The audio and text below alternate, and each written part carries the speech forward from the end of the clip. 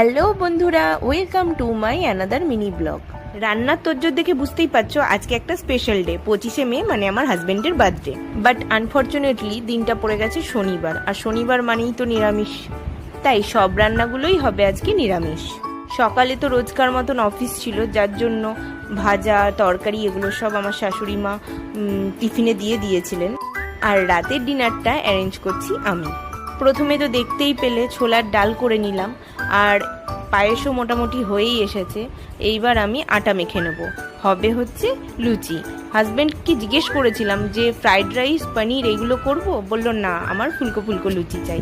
তো এই যে ভাজা কমপ্লিট, তার সাথে মিষ্টি, ছোলার ডাল আর পায়েস। তো কেমন হয়েছে চলো ওর মুখ থেকেই শুনে নিই। আর ভিডিও ভালো লাগলে লাইক করে দিও, আর চ্যানেলটাকে সাবস্ক্রাইব করে দিও। দেখা হচ্ছে নেক্সট ব্লগে। এখনকার মতন বাই বাই।